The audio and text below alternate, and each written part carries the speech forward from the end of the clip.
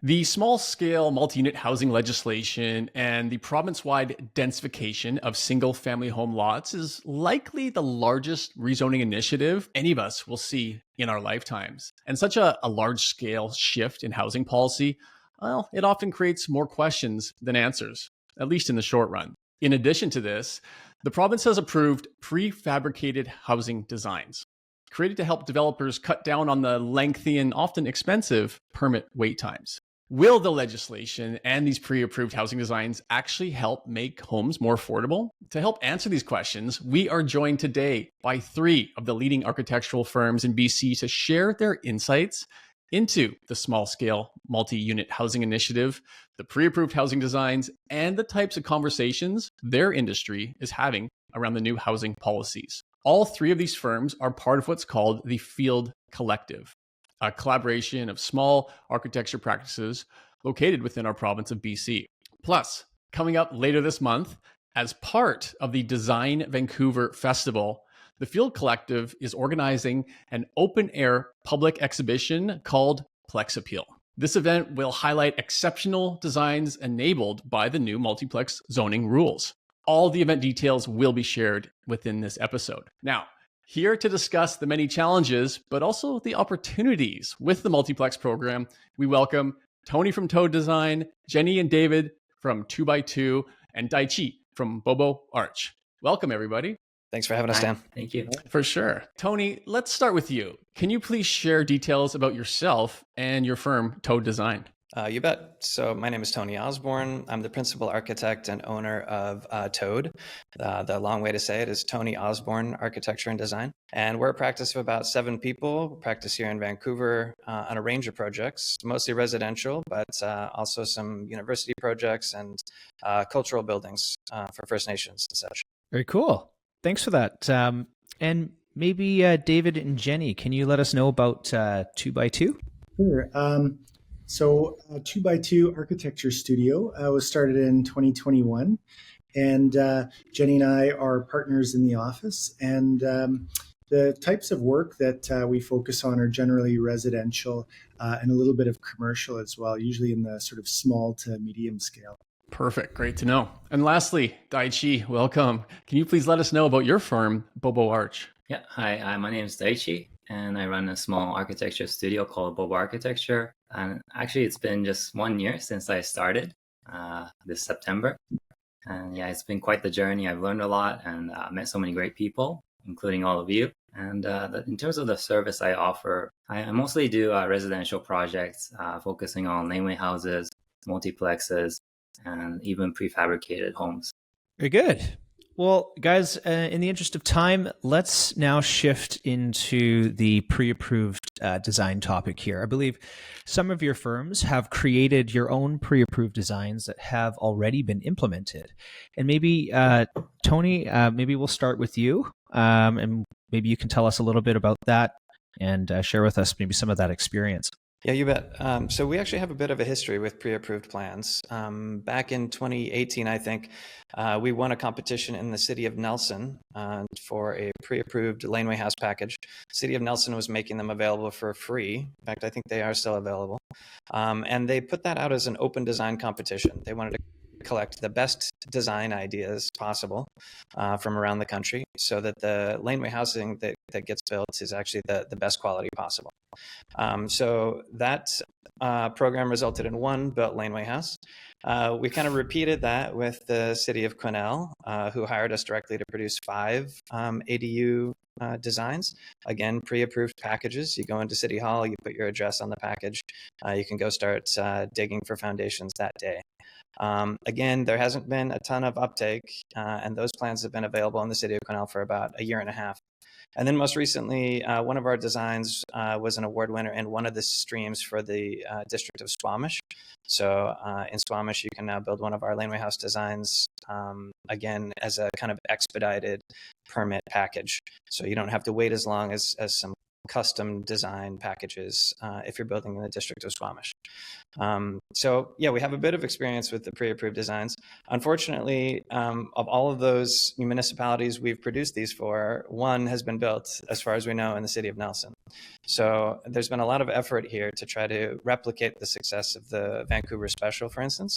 But nobody seems to be yet cracking the code to kind of overcome the barriers of construction costs, labor availability, et cetera, to actually bring online all the housing that we need to do something about the housing crisis. Tony, can I just do a quick follow-up to that? Why do you think only one of the pre-approved designs has been taken out? Well, it's probably a confluence of factors, right? Again, a lot of these municipalities are looking at the example of the Vancouver Special and saying, what went well then? And it was really a case of a lot of immigration pressure to the city of Vancouver at the time. The city hall saw the same design coming in over and over again, so they got used to reviewing it and were able to produce issued permits very, very quickly. And the same thing with construction crews. The labor was available. They were building the same design again and again. And so you really saw a lot of efficiency in a lot of these designs being built. And none of those forces were engineered in advance. They all just happened by magic in a way. So trying to recreate that in a time of high interest rates, high construction material costs, low labor availability is very, very tricky. And none of these municipalities have been able to replicate the success, unfortunately. Fair enough. Maybe we'll move on now to Jenny and David. Our pre-approved designs happened for the city of Kelowna. It started off the journey for the Kelowna Infill Competition 2.0. Kelowna's population, like other BC cities, are growing so rapidly, and housing supply is not matching the need. Their first competition was seen as successful, and for the second round, they wanted to see how they can create more diverse housing opportunities in their existing neighborhoods with lots that don't have like a rear lane, which is quite a few lots in Kelowna. We won third in the competition, and that was 3 years ago. And earlier this year, January 2024, they approached us about developing our winning design for their new fast track program. So the fast track process intended to speed up the approvals for infill housing as a method to increase housing supply and lower the barriers for construction of new housing. The city of Kelowna says that the permit could be in a developer or builder's hand within 10 days of applying. Our C4X project, we included the development permit drawings, building permit, and as well as a set of structural drawings and a full analysis from energy advisors. So yeah, like I said, the competition happened 3 years ago. And at that time, the max units was 4, and the emphasis was on stormwater management as well. So our design, C4X, was released in June this year. And David will talk to you more about the design. Yeah, and so the design for the C4X concept is based on the principles of general density. And so to us, that definition is considered as the balance between densification of single-family zoned lots, but also maintaining the qualities and characteristics of single-family homes. So the sort of qualities that we aim to maintain in our design were things like the overall scale of the buildings. So in our case, limiting the buildings to 2 stories to align with the existing fabric of the single-family Kelowna neighborhood. Mm-hmm. Ground-oriented access for ease of accessibility and in close relationship with the street and the ground. And I think most importantly, access to outdoor space like a front or rear yard where, residents can safely and privately cater their environment to their liking. So the layout for our concept was based on 2 distinct buildings, each with 2 units over 2 stories.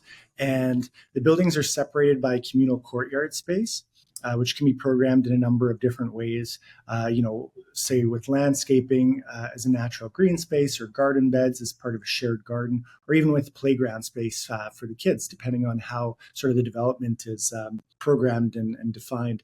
The green space also happens to benefit critical existing infrastructure, so allowing water infiltration into the ground and managing watershed sustainably. And this ingrained benefit, it's vital to sort of threading the increased density into these older neighborhoods where water and sewer systems can be more sensitive than they are in newer areas. And so, of course, they're able to manage far less water volume. And so in each of these buildings, one unit's entirely ground floor oriented and catered to aging in place, with access to front and rear yards, with 2 bedrooms and 2 bathrooms. And the other unit is 2-story, which is catered more to the growing young family. And so there's a live workspace on the main floor, and there's an upper level consisting of the bulk of the programming. So 3 beds and 3 baths. But all units have access to that private outdoor space, whether it's on the ground or as private rooftop terrace, actually. So this is in addition to the shared communal courtyard space.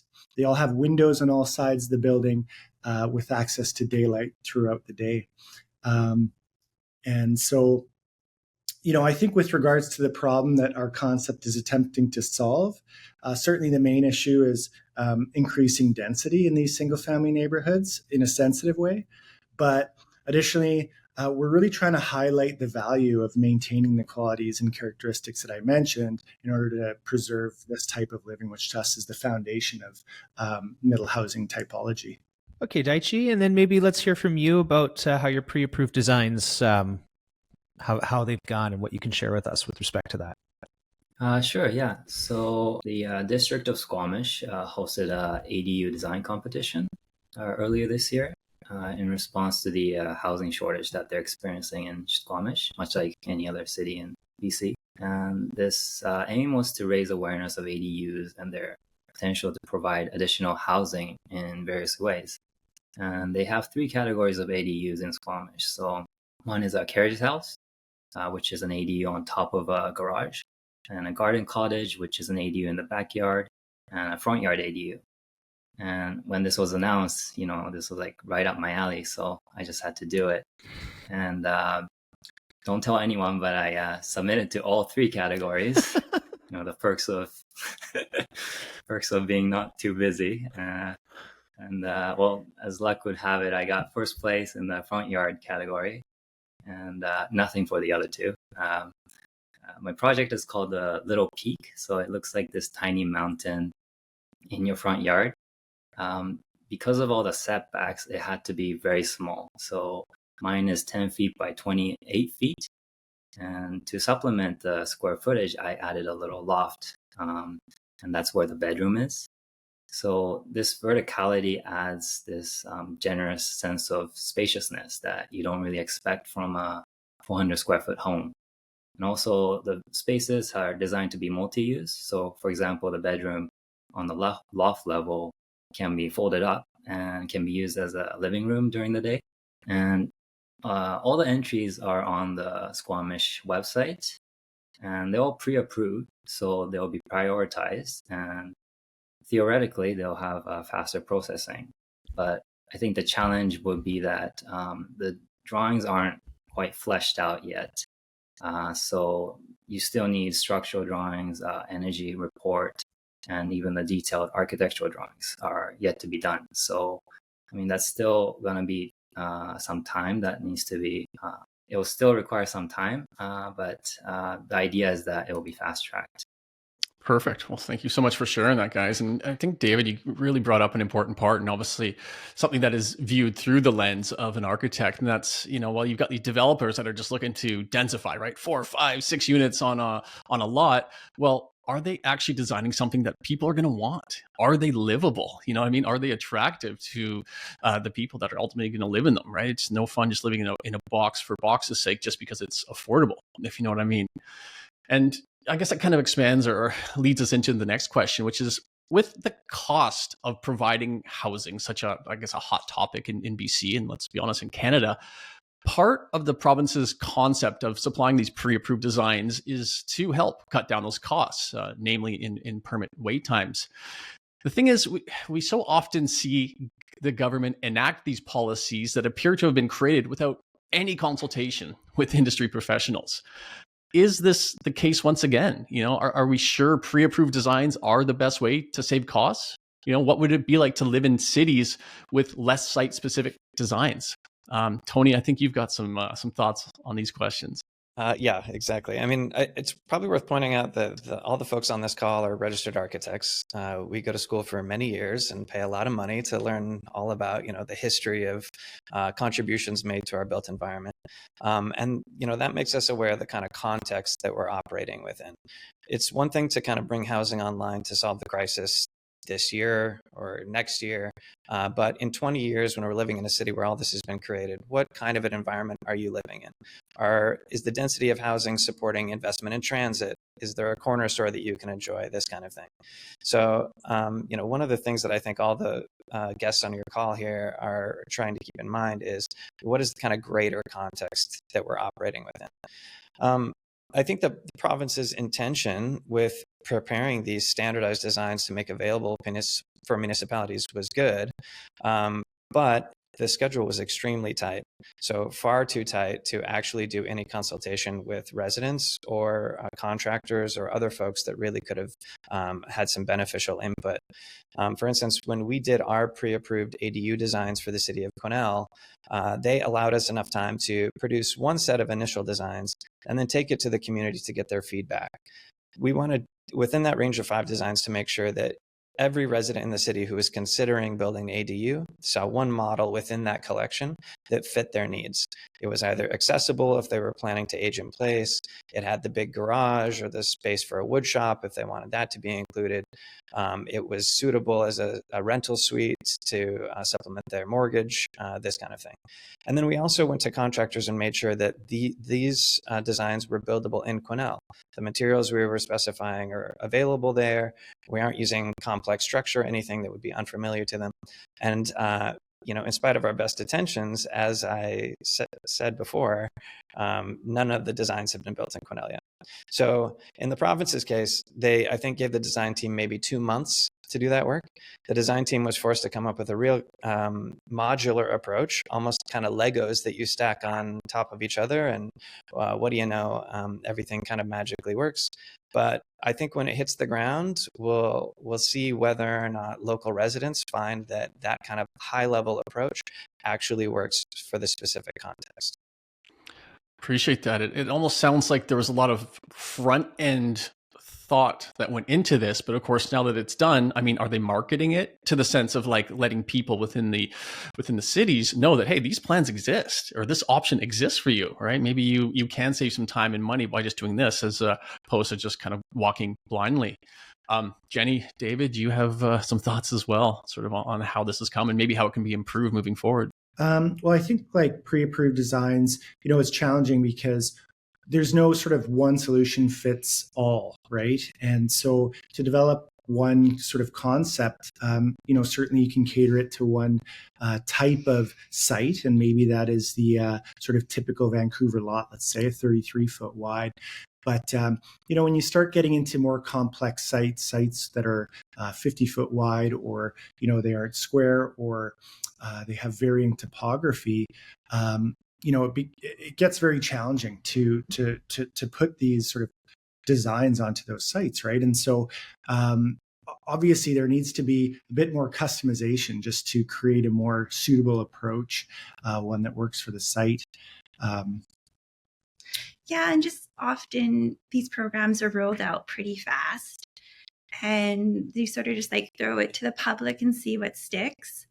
And then they sort of go back and think about maybe how we can improve it. And so just like putting it out to the general public, seeing what happens, letting it grow that way, and then bringing it back into another policy or regulation. Dan, can I kind of pick up on this question too, specifically about whether or not the standardized designs seem like they're going to offer affordability or improve the high barrier of the cost of housing? I was listening to one of your podcasts from earlier in the summer, and you mentioned that there are many people in the chain of the delivery of housing that all are kind of trying to make as much money as possible in that whole process. The the land holder is trying to sell their land for the highest value possible. The contractor is trying to make the most money. The city is obviously trying to charge the most fees, the inspector, et cetera, et cetera. And of course, the architect is trying to make as much as possible. What's interesting to me about the push for standardized or pre-approved designs is that the province and municipalities seem to be saying, we know processing times are a problem. So by offering pre-approved designs, we obviously improve those, and that benefits the carrying cost for developers. They have to pay less there, but also you won't have to pay for a designer. So we cut out the cost of a designer in that equation. If you were to look at the fraction of the total project costs that are spent on design, it's really minuscule and has the most impact in the future for the life of that housing project. So to me, it's insulting or interesting at the very least that municipalities in the province have, instead of focusing on improving permit processing times for unique, site-specific, original, inspiring designs, have said, you know what, we'll hire a designer once, then cut them out of the process for the rest of the time that plan is used, and hopefully that'll offer some housing affordability. I think an alternative would have been just make the processing times faster. Or, another interesting model is LA County has developed a system where they have a library of pre-approved designs that grows all the time. So if you apply for an ADU, for instance, you can check a box that says, we want this to be available as a future pre-approved design. Please add it to the library. And so what you now have is several dozen site-specific, very appropriate ADU designs that have been built that are now available for folks to choose from. And again, it's growing every day. So very good system that addresses the processing time problem in a different way.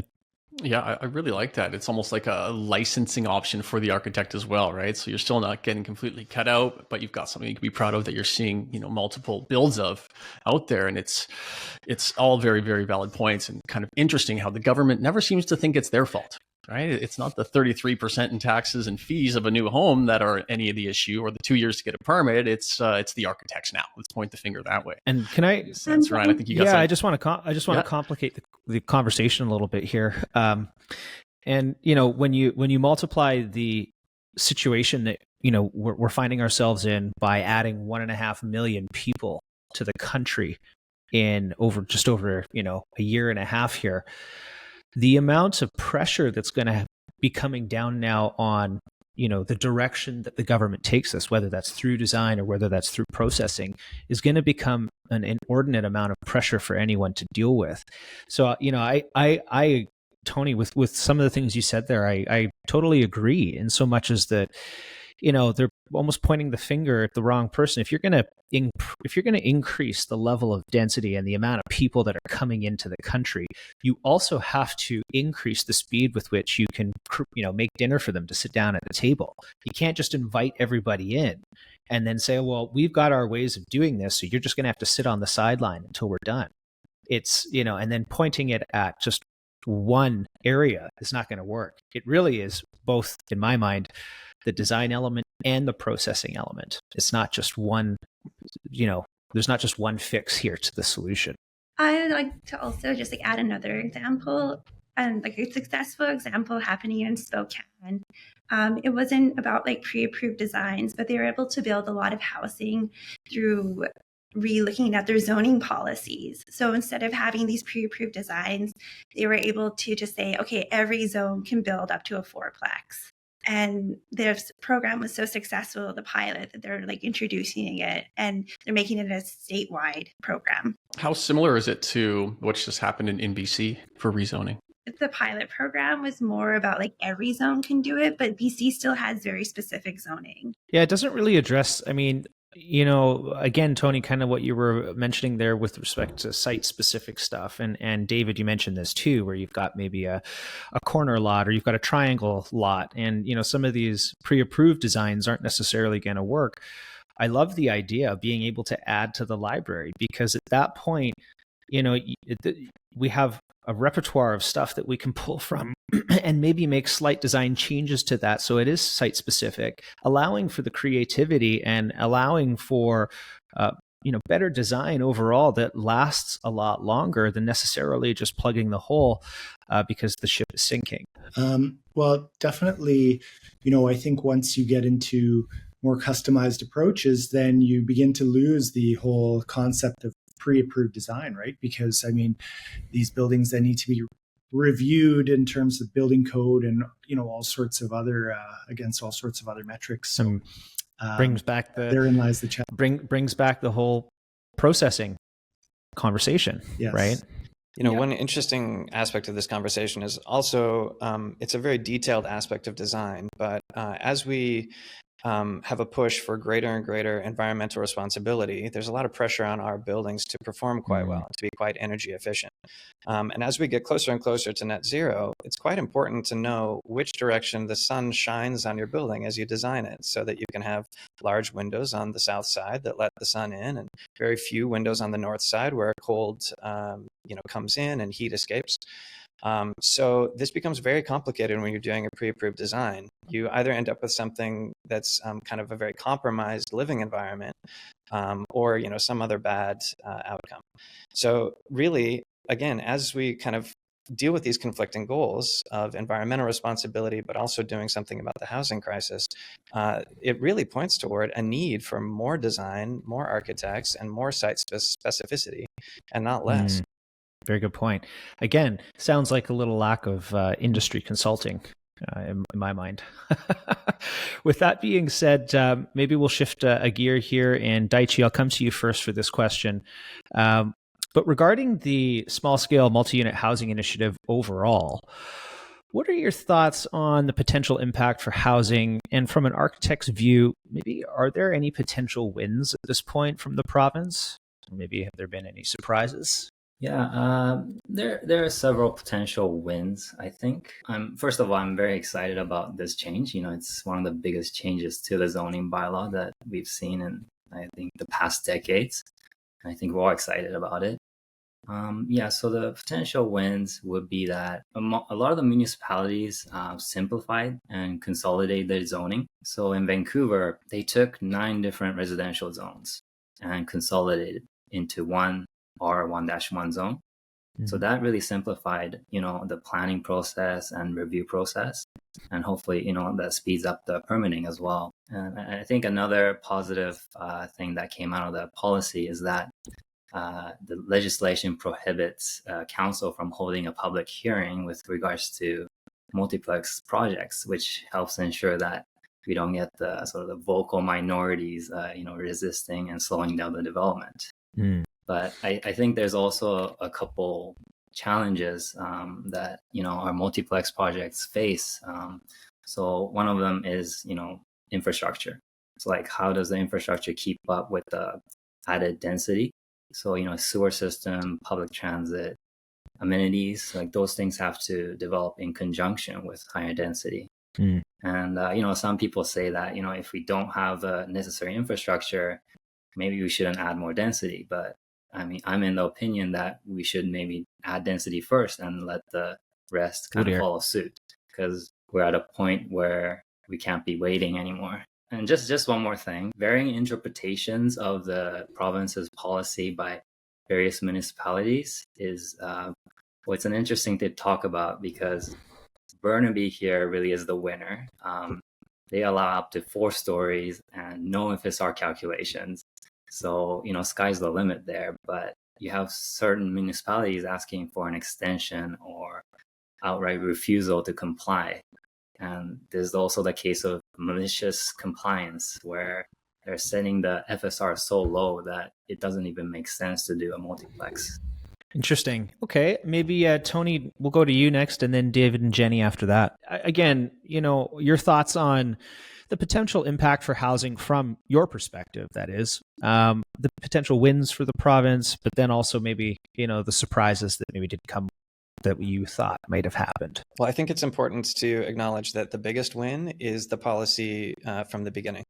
The mandate from the province to force municipalities to provide as much housing as is required for the population growth that Canada is seeing is extremely important.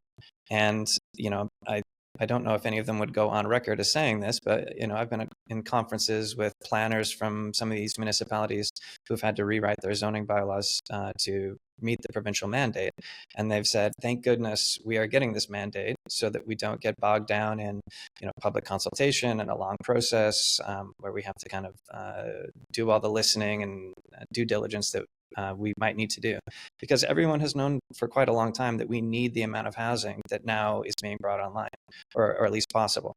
So as a general policy, it's fantastic. It's what we need. There are even architects in Vancouver I've spoken to who have been fighting exactly this fight for 15 years, 20 years, who are looking around and saying, what are we going to do now? There's nothing left to fight because we now have policies in place that are allowing the housing we need. So that's really fantastic from the start.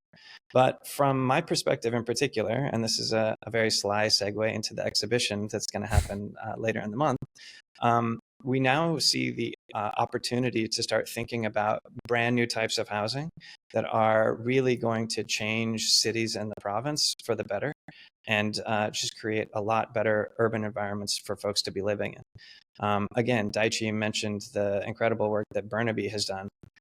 Fee simple row houses are possible there, 4 stories, all kinds of options that really talented designers and architects are now able to play within to offer living arrangements that we haven't seen before, communal environments, shared public and semi-public spaces that we haven't seen before.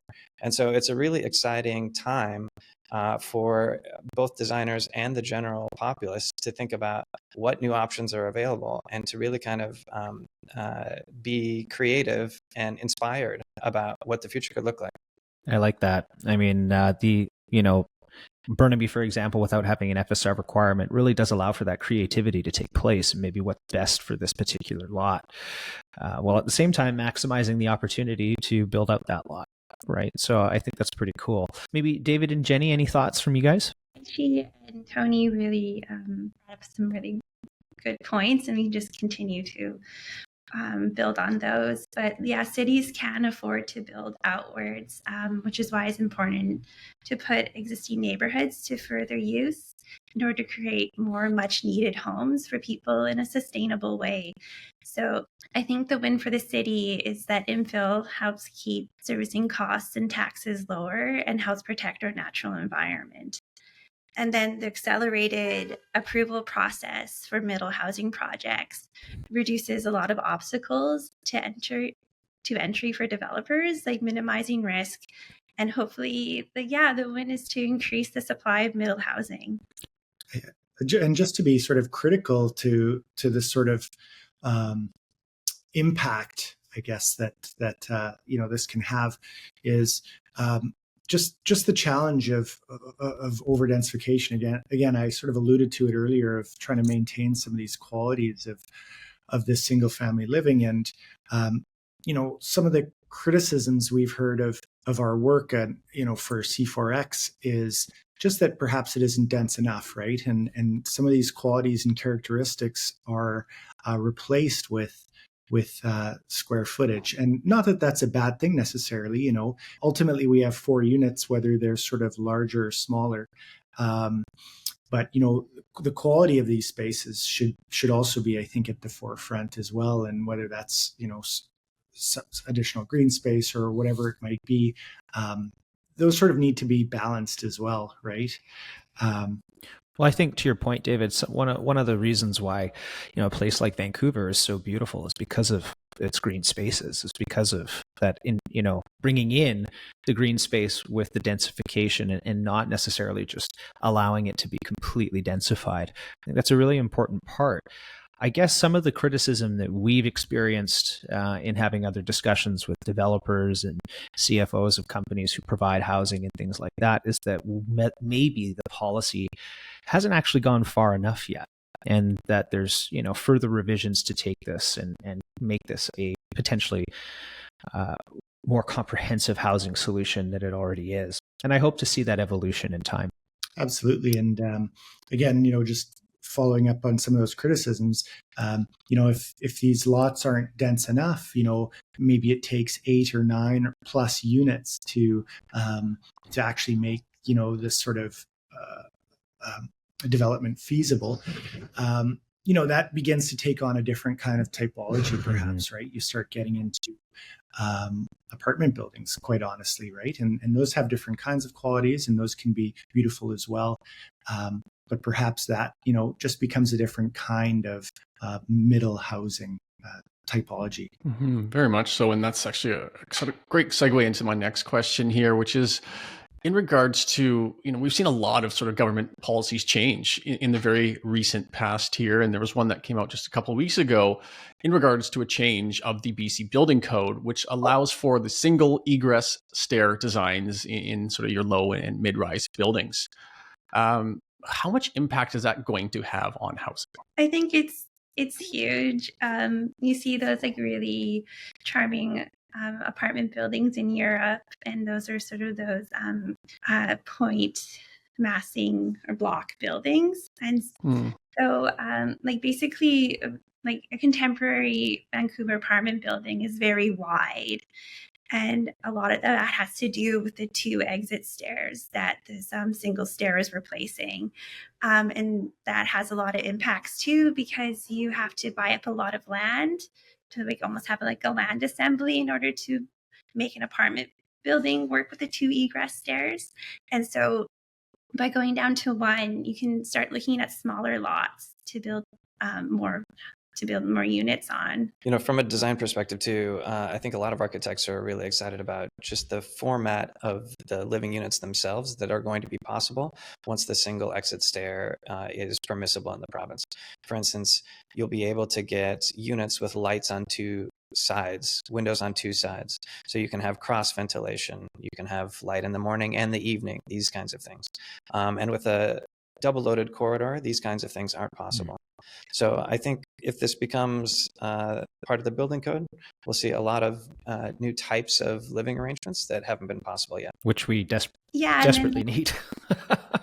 Yeah, and with the new layout too, is all of a sudden you can have more 2 to 3 bedroom units within a building, which will allow for more diverse typologies again within the apartment building. Yeah, and I think this conversation is a really great segue because, a lot of what we had kind of discussed at the outset of this podcast is based on, I guess, sort of historic requirements for these buildings, right? And so with these new opportunities, hopefully we can get some of these characteristics and qualities that we're discussing, right? Mm-hmm.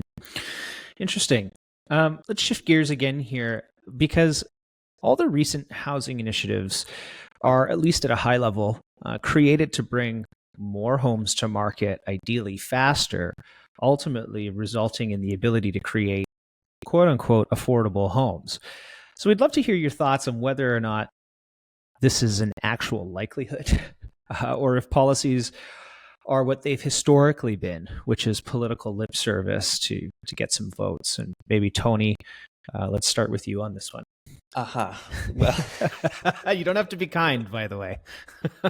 I would rather you be honest. I mean, if you have followed the conversation about densification and what we do to solve the housing crisis over the last few years, there are a lot of opinions on both sides about whether or not creating the supply to meet the demand actually lowers prices of housing.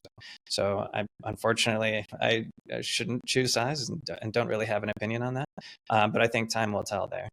Hopefully, what all of these policies together can accomplish is efficiencies that we haven't seen yet. So if the standardized plans that are being produced by the province and municipalities actually have some uptake, perhaps we'll see companies that are now viable that are producing prefabricated solutions that meet exactly these pre-approved plan designs. So perhaps you'll start to see some efficiencies within the construction industry that we haven't seen recently that are only possible because of these new policies. But it is a tricky one from the design side, right? The architects, unfortunately, aren't holding the magic key to making more affordable housing. It really does take cooperation from many of the players within the system to try to do something about the crisis. Daichi, what are your thoughts on that? Yes. So I have a bit of a crazy idea. So I think the initiatives are great, but you see that there's often this disconnect and friction between the province's push for higher density and some municipalities resisting that. And there's also the difficulty of creating one sort of standard, even a catalog for every single municipality that has its own zoning bylaw. Like they're all completely different, right?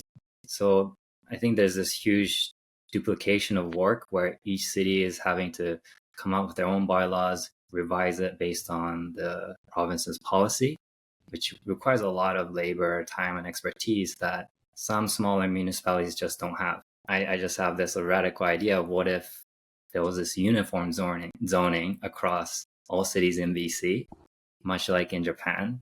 And this way, the province wouldn't have to go chasing around cities, making sure that they're complying.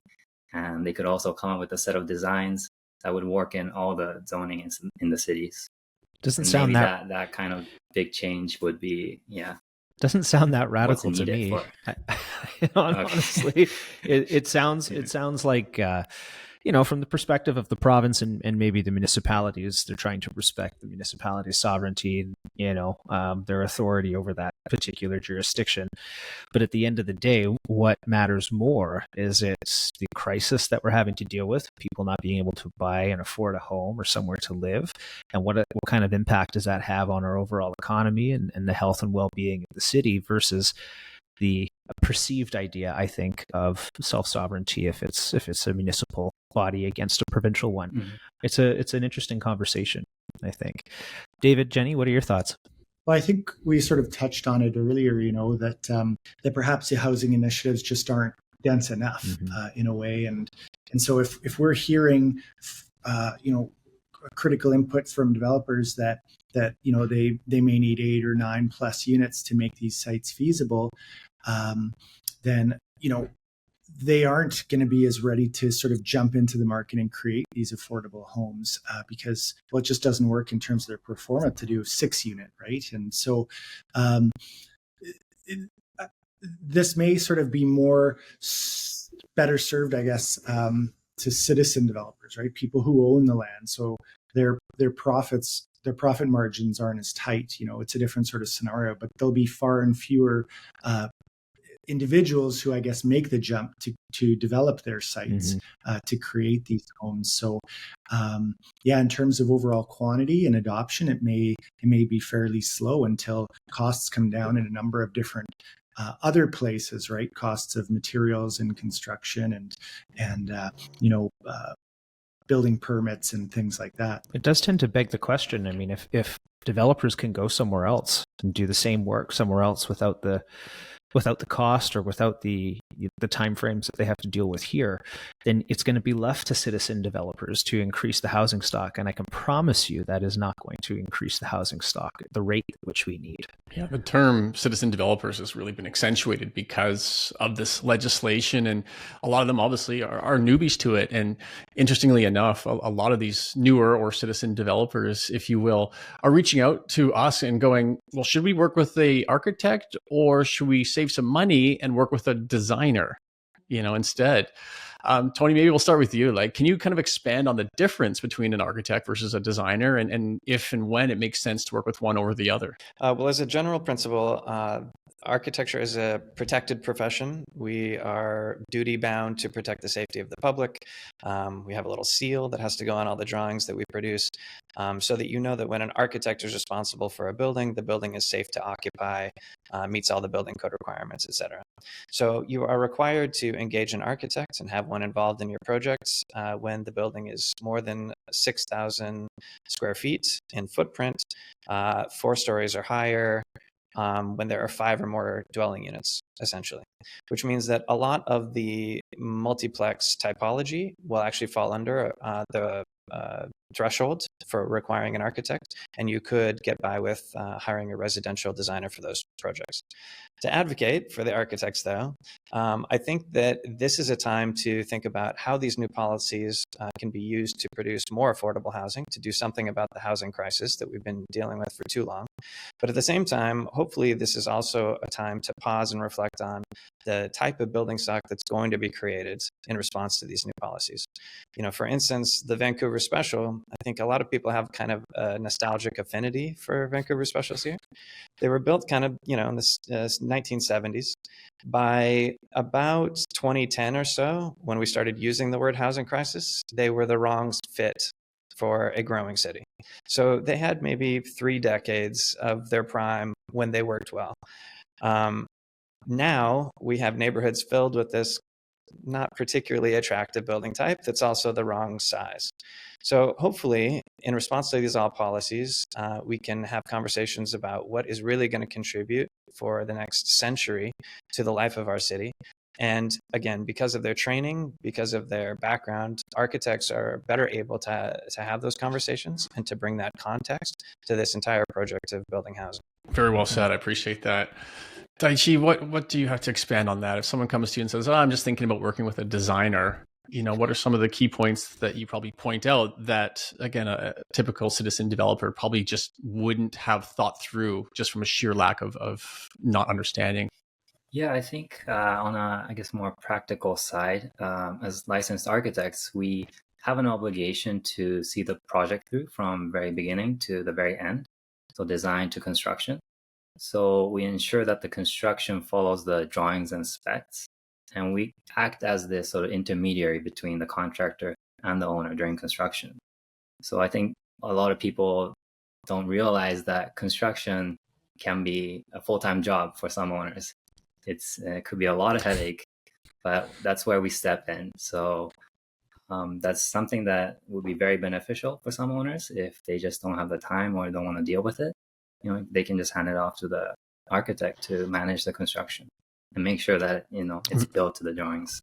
Yeah, that's a hugely important fact. And thanks for sharing that. A lot of it almost sounds like that term that we relate back to. It's like stepping over dollars to pick up dimes, right? On the short front, it looks like, oh yeah, working with a designer, that's going to save us a ton of money. And then halfway through the project, they're like, why is my designer on vacation for the next 4 months? What, Jenny, David, have you had experiences similar or anything you'd like to share about sort of designer versus architect? This relates nicely to the R11 zoning and some of the work that we're doing in our Plex Appeal exhibition, where we're challenging what this zoning can accomplish, right? And from a high level, it looks as though you can, create a 3-story building, for instance. However, we're able to sort of challenge that and develop a 4-story building within those same general requirements, right?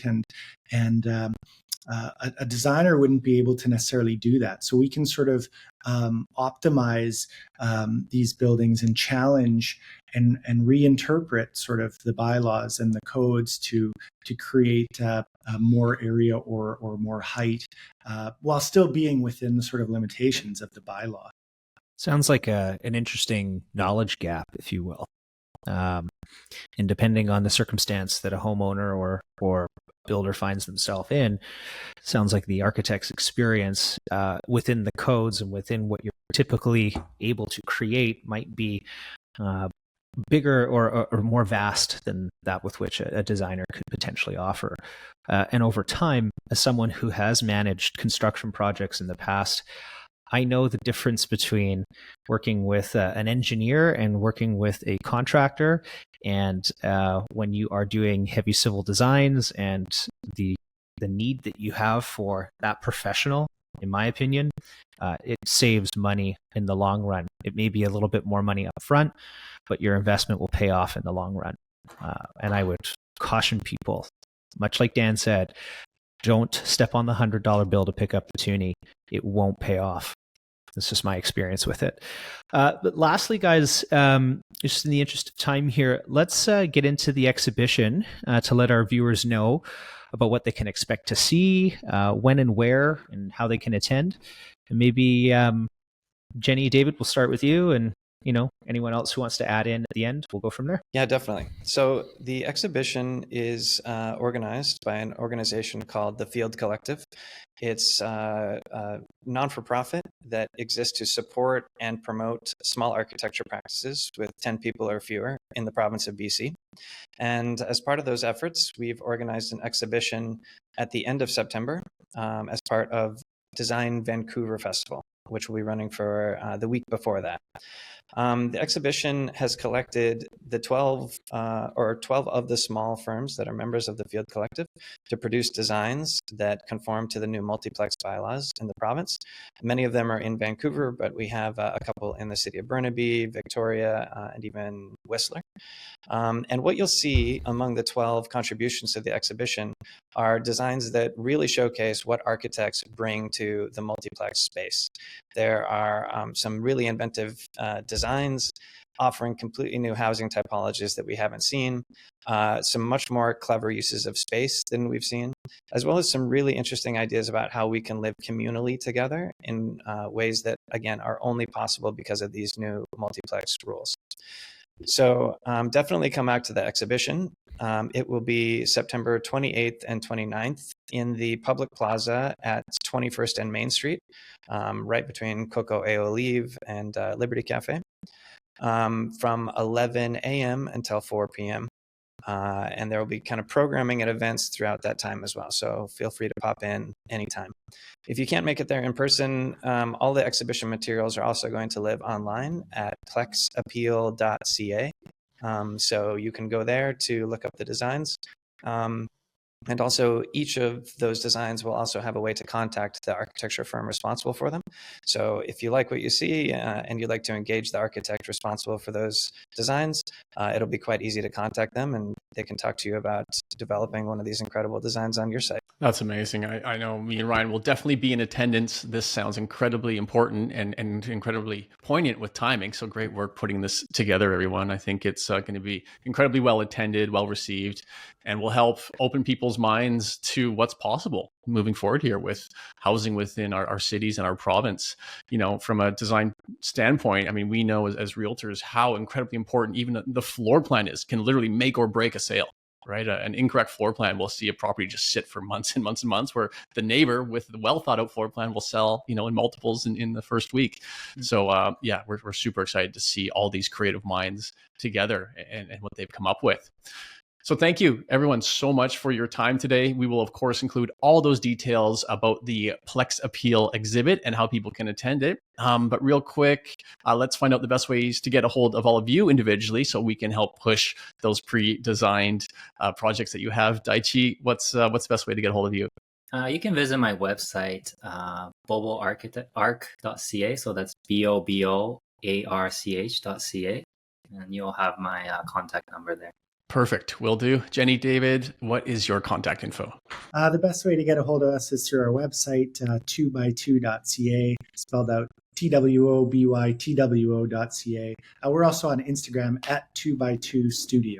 Perfect. And lastly, Tony, what is the best way to track you and your information down? Again, you can have it over to our website, toad.design. Awesome. Thank you all once again. This has been incredibly enlightening. I'm really excited to continue to watch your designs evolve and really sort of push the envelope, pun intended, in Vancouver housing here and what's possible. And of course, we definitely are looking forward to seeing you at the Plex Appeal exhibit. Everyone, thanks as always for tuning in and listening. We look forward to seeing you here again next week. Bye.